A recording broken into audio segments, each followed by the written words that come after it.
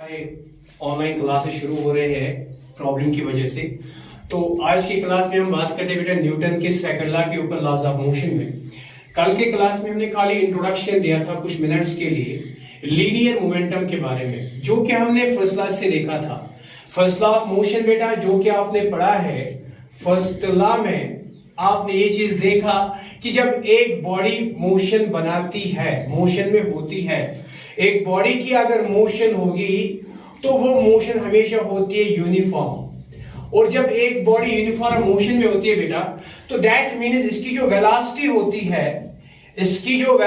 होती है वो बिल्कुल कांस्टेंट होती है। तो एक बॉडी को हमने कल देखा, जब एक बॉडी मोशन में होती है तो मूविंग बॉडी के पास एक क्वांटिटी मेजर होती है जिसको हम कहते हैं मूविंग बॉडी के पास मोशन की क्वांटिटी है। That quantity by name is called as momentum. But जब हम बॉडी को लीनियर मैकेनिक्स में पढ़ रहे हैं तो दैट इज लीनियर मोमेंटम।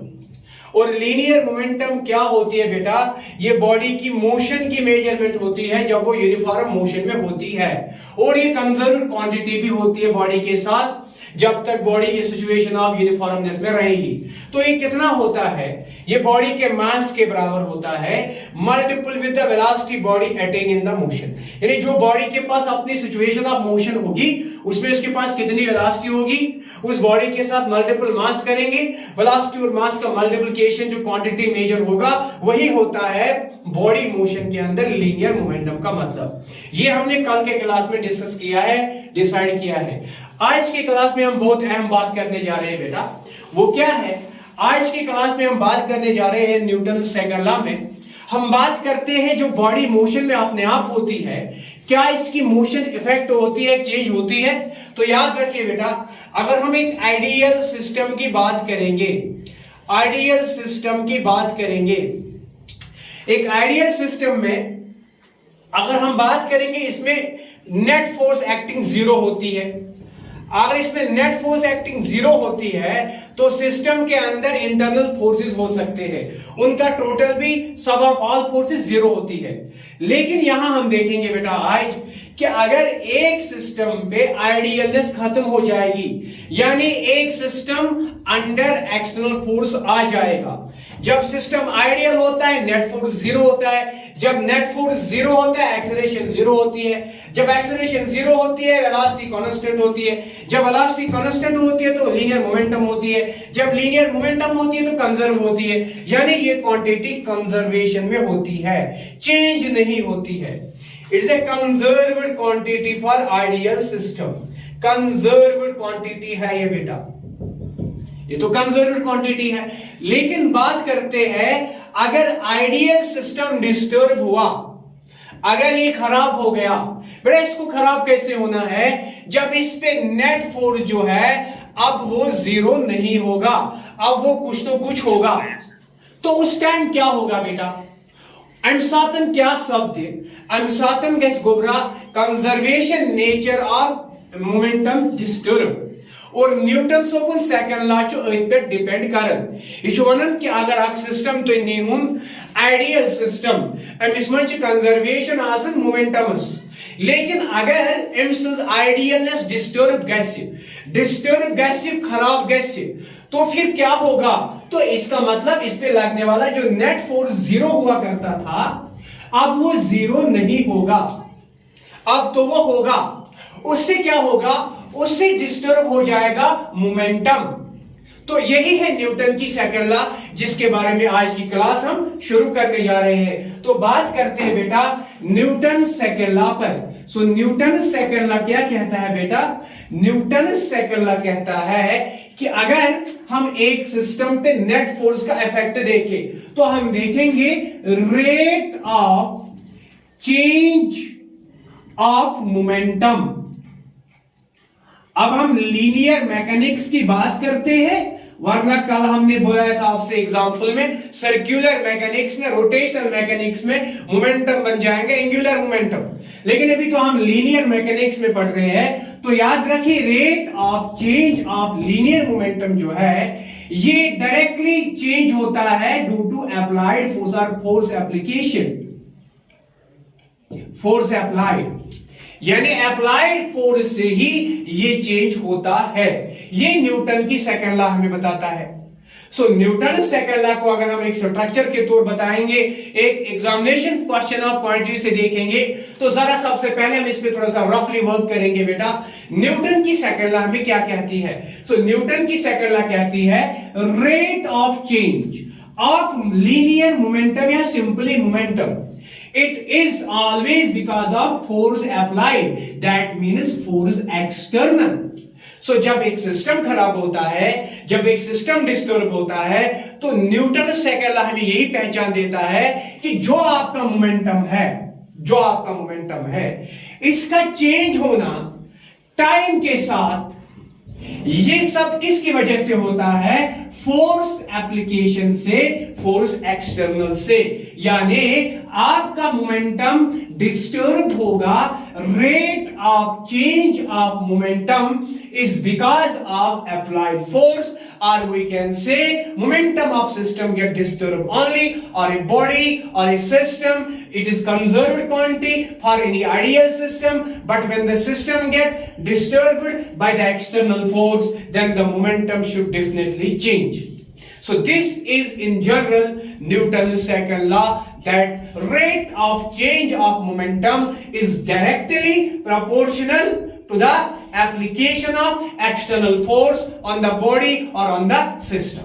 तो बेटा जरा सा हम इसको एज पर एग्जामिनेशन व्यू से एड्रेस करते हैं कि क्या मतलब है इसका। तो बेटा यहां पे हम लिखते हैं, यहां पे हम इसकी बात लिखते हैं, यानी इसकी स्टेटमेंट लिखते हैं। इसके इलस्ट्रेशन को बाद में देखेंगे। तो स्टेटमेंट हम कहेंगे सेकेंड लॉ की, हम कहेंगे it states that rate of change of momentum, we are discussing linear momentum here, momentum, so you can take a term linear for linear mechanics, and for rotational mechanics we use the term angular. So it states that rate of change of momentum is directly proportional to the application of external force acting on a system or body. That is बेटा momentum को हम, linear momentum को हम P से designate करते हैं, तो change का मतलब delta P, average change of momentum with time, या इसको हम बाद में इंस्टेंटेनियस से भी देखेंगे, means change at fraction at instant of time. इसी को हम कहते हैं because of external force effort, that is called force. So statement में हम यही कहेंगे as per Newton second law, external force, हम क्योंकि हम फोर्स को डिफाइन करना चाहते थे। लॉज ऑफ मोशन में एक्चुअली हमने पहले आपसे कहा था, laws of motion is cause of motion, cause of motion simply means how is motion happen to occur, and completely in the previous lectures we have addressed that it is only and only force which makes this cause possible, and we decide this force in the first law, that what is force, and we understand that the inertia of the body is always resisting against this force to disturb the change of the state. Yet the force which acts on the body to make it change of state possible, always it is inertia is acting against that change, and that change which makes possible the state of the body is only because of force. And second law is addressing force. What is this force? It is clearing us that whenever you say momentum of system or body changes, it is only and only because of the external force which acts on the body to make a change. Let us have the illustration to make it simple for your examination point of view first. Then later on we decide numerical approach on the same. So बेटा देखिए हम बात करते हैं इसके ऊपर illustration की। पहले तो हमने शॉर्ट अल्फाज में कहा था कि आप देखिए चेंज ऑफ जो मोमेंटम होती है वो फोर्स एप्लीकेशन, वो अप्लाइड फोर्स की वजह से होती है, यानी अप्लाइड फोर्स की वजह से होती है। तो आइए बेटा इसकी हम इलस्ट्रेशन ढूंढते हैं। एक छोटी सी इलस्ट्रेशन बात करते हैं इसकी बेटा। इलस्ट्रेशन में हम क्या करते हैं बेटा, तो इसकी इलस्ट्रेशन में हम एक बॉडी लेते हैं। Suppose this is a body having some mass m. Suppose force acting on this body is F as external force. Suppose at this point the body has the velocity u suppose. Then at this initial case, what is the momentum of the body? So momentum initial of the body in this case is always by formula, momentum is always mass cross velocity. So mass is here m, velocity is here u. So this is the momentum initial for this body in under consideration. और इस body को हम देखते हैं after time t the body reaches here with the same mass like a car on the road, like car going on the road, we are using the force on the car. The force is because of engine of the car. So continuously this force is acting on the car and car is reaching there, so its velocity has some different value because of the force application with the car, because of its engine. जो इसका engine साथ में है, force लगा रहा है, आप accelerator का इस्तेमाल कर रहे हो कार में, तो टाइम t में सपोज आपकी कार की वेलोसिटी u से v होगी, तो कॉमन सेंस है आपकी कार में कितना हो जाएगा momentum final. So momentum final हो जाएगा mass cross velocity, that is this part. तो यही बात हम यहां बात करते हैं बेटा। हम लिखते हैं यहां पे consider a body of mass m, stop, let a force F acts on it such that its initial velocity bu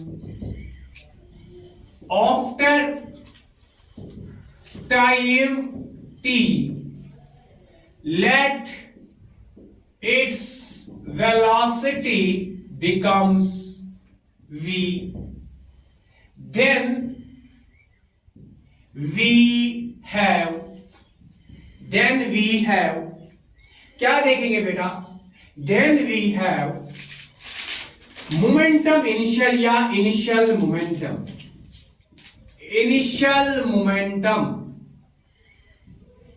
हम डिजिग्नेट करते हैं pi से, is always by formula mass of the body m cross velocity u and final momentum is pf barabar mass of the body is same and velocity is v. In this case we have considered body as a core, body as a macro body. In motion, the speed which is not equivalent to the speed of light, very lesser speed in hundreds of kilometers we can say. So they under their slow speeds which is not compared with the speed of light, means वो speeds bodies की masses की जिन speeds पे उसकी velocity light की speed के comparison में मतलब नहीं रखेगी, उन situations में हम देखते हैं उसका mass conservation में, यानी mass change नहीं होता। जैसे मिसाल train on the track, इसका mass disturb नहीं होता, aeroplane flying in air, इसका mass disturb नहीं होता, car on the road, इसका mass disturb नहीं होता, throwing ball on the ground, इसका mass disturb नहीं होता है। तो बेटा ये स्पीड्स, इतनी स्पीड्स कितनी है, ये लाइट की स्पीड के कंपैरिजन में बहुत कम है, नेग्लिजिबल है। तो उन सिचुएशन में अक्सर हम देखते हैं mass remain conserved. But if we increase the force on the body, if velocity is increasing not in the size or not in the comparison of light, then if there is a change possible, that is only in the velocity factor. That is why I have taken velocity from u to v in your situation.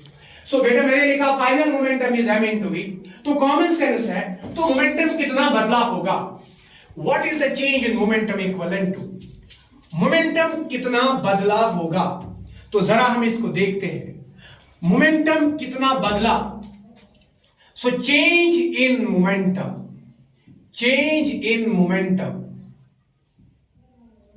तो that means delta p, that is momentum final minus momentum initial. Repeat so बेटा ऐसी बात करन इतना से mass m velocity छु u after some time change in velocity by applied force it बनन v initial momentum was एमिस mu सालियो कैसे mu फाइनल मोमेंटम वाज एमिस mv सबने mv गर छु ये बॉडी पच येत पेट योता under the force so एम्सस momentum गई चेंज गई चेंज इन मोमेंटम कोता आसी बॉडी शब्द so change in momentum is body subdan delta p equal to p final minus p initial तमिक मतलब गो इस वनो कि change in momentum छ बराबर change in momentum छ बराबर momentum final छ इस होइत that is equal to mv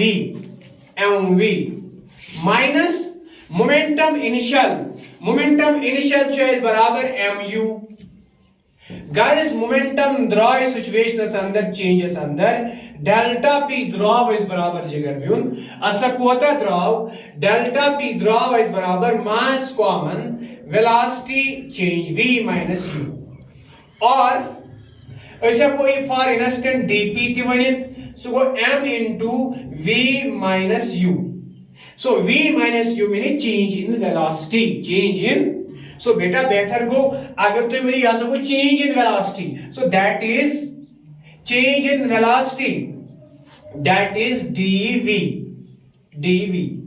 any question so अगर ची सिचुएशनस में बेटा ये भी था बनाओ इक्वेशन फर्स्ट मगर ये चेंज ऑफ मोमेंटम गई फाइन इनिशियल टू फाइनल कर in time t in time so तेरे so rate of change of momentum so time के साथ rate of change of momentum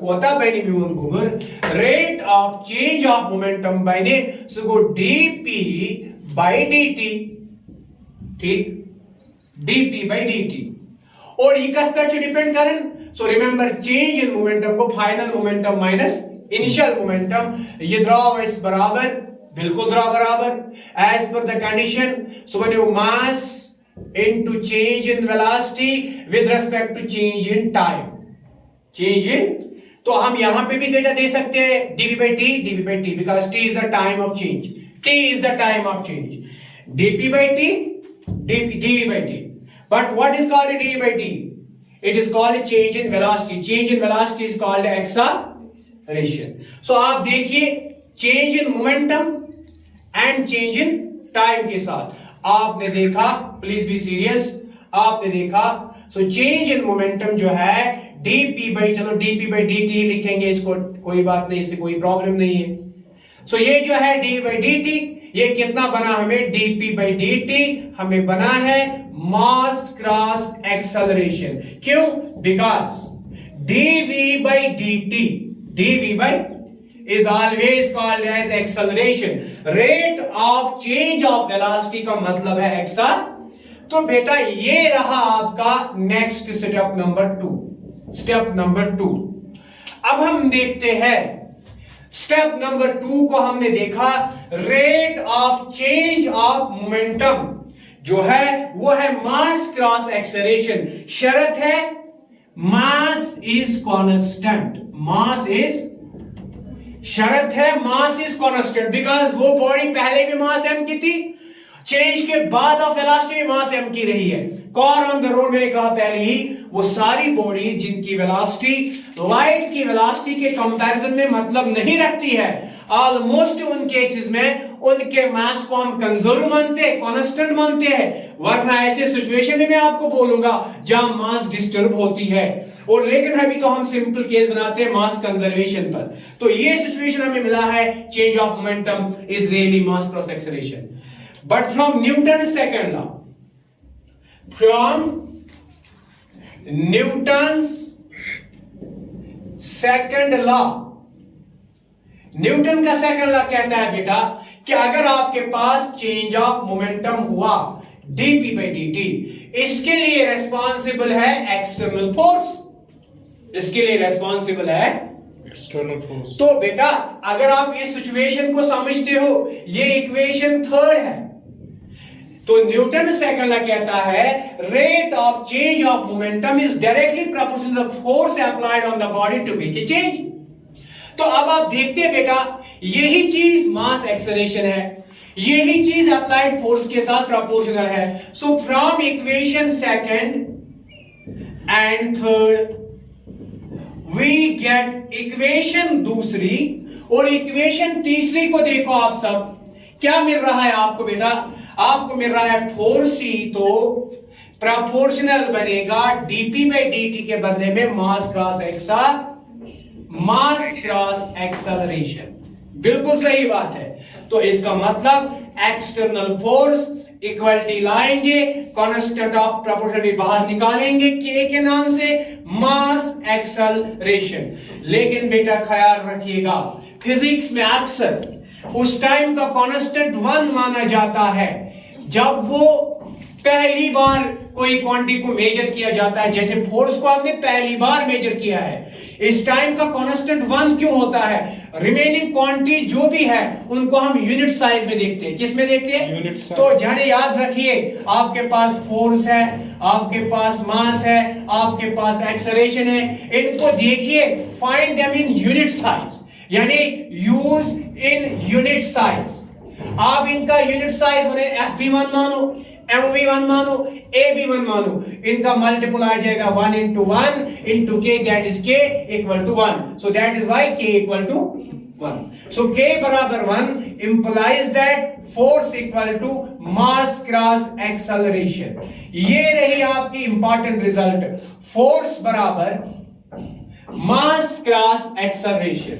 so Newton second law of motion, अगर हम इस एतबार से सोचेंगे कि इसका मास कंजर्व है, मास कंजर्वेशन के बाद अगर फोर्स से चेंज होनी है तो वेलोसिटी होनी है, तो चाहे मास से चेंज हो चाहे वेलोसिटी से चेंज हो, तो मोमेंटम दोनों से चेंज होगा, बिकॉज मोमेंटम मास और वेलोसिटी दोनों से मेजर होती है।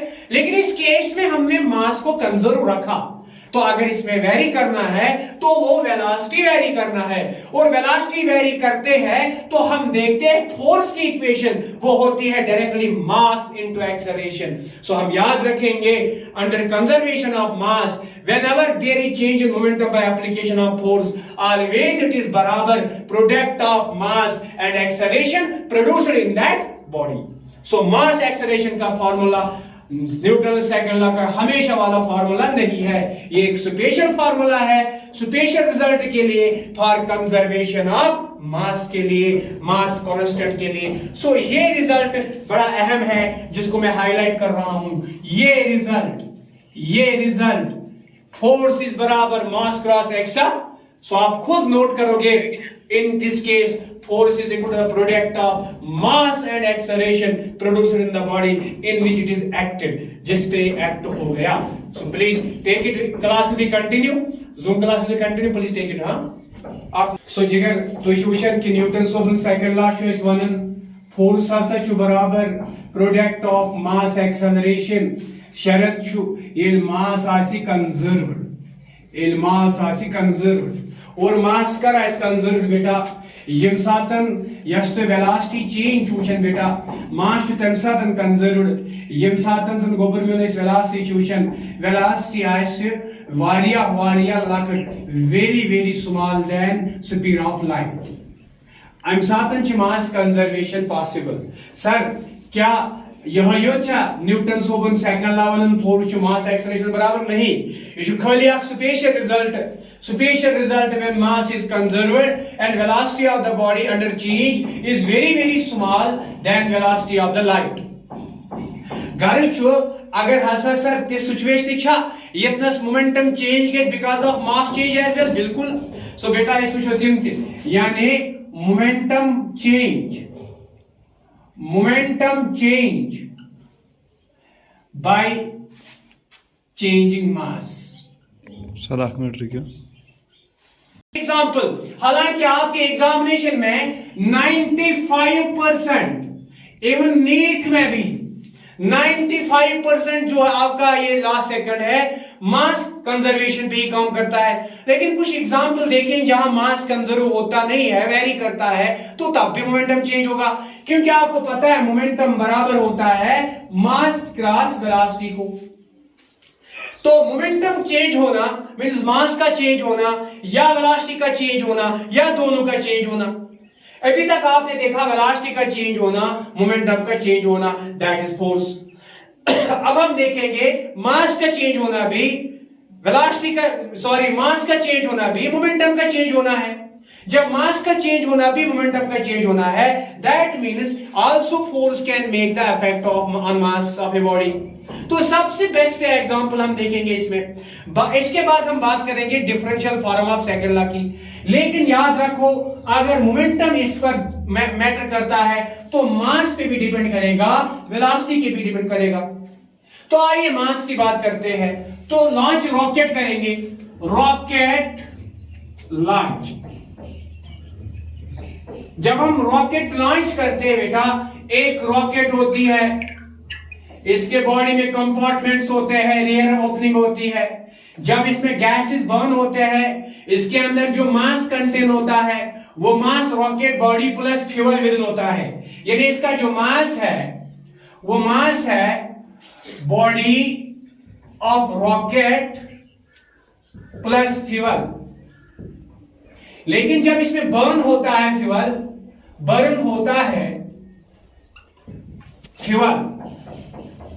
तो फिर मास रिड्यूस करेगा।